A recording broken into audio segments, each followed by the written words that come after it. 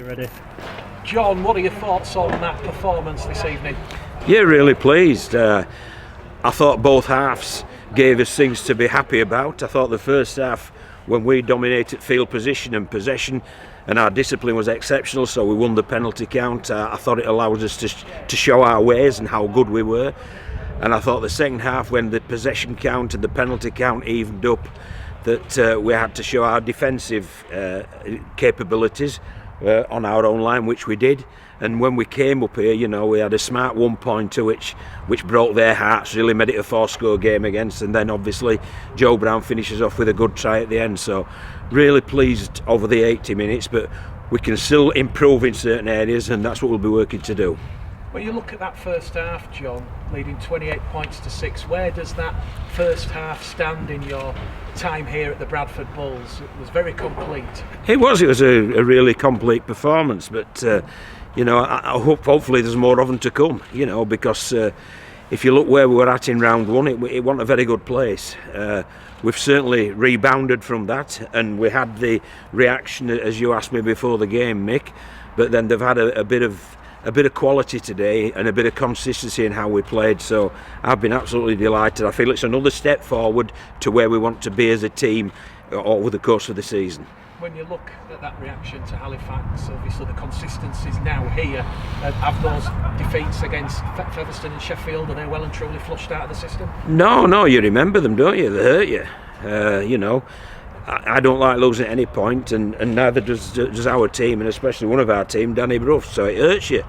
And you remember that, and it shows you, and it inspires you to go on and work harder and make sure that those days are very few and far between, and that's the aim and objective of our season, to make sure they are few and far between, and there's more days like this day and last week against Halifax.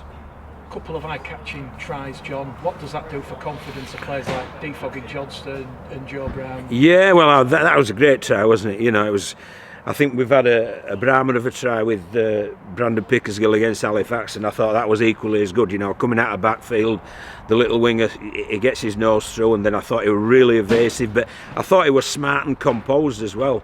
You know, giving it to Joe at full pelt, and Joe just showed great pace to sort of finish at the end. So both wingmen can take great heart from that, but you know, they'll need to continue to play like that to stay in this team and to keep progressing, and I'm sure they will. Brad England coming for Adam Rups, and he had a really telling contribution before leaving the field late on. He did have a very good game, yes. I was really pleased with Brad, and he's got a shiner for his efforts, you know, and how that into high tackle, I don't know, but anyway, we'll leave that to the powers that be. Is Brad okay, and then a bit on Aaron Murphy way here to leave? Yeah, Aaron just got winded. He was double up winded, and he couldn't really breathe, so obviously you've got to bring him off with that, and Brad thought he'd been on the waltzers when he came round, so you know, but he'll be all right next week. He's okay.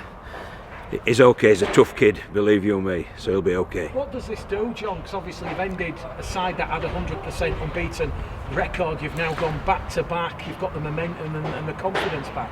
Yeah, well, let's not fall. It's 2 games, isn't it? You know, just as you've got to what is it? You've defeat and victory as imposters. I don't know, whatever that saying is, but what you've got to do is you've got to be grounded throughout and look at the processes.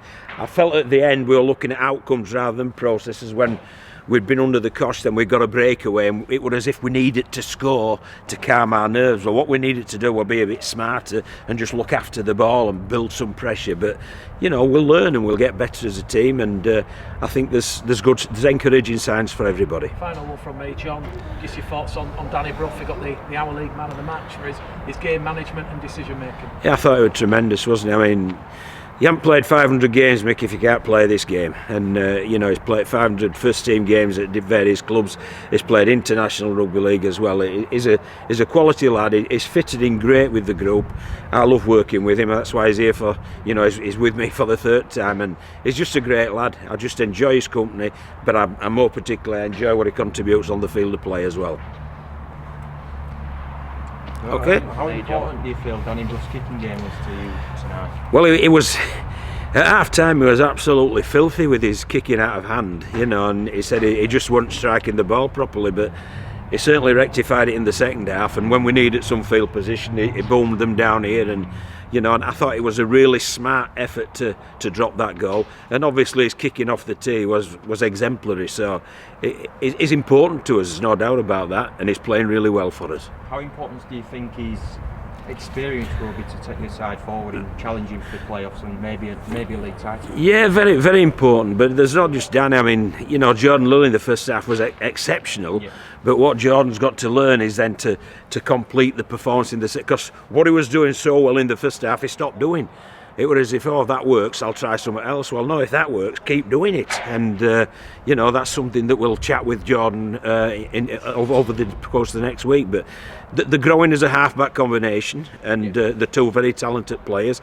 And I think Jordan will benefit from playing alongside somebody of Danny's vast experience. John, this one quick one. Another Mick.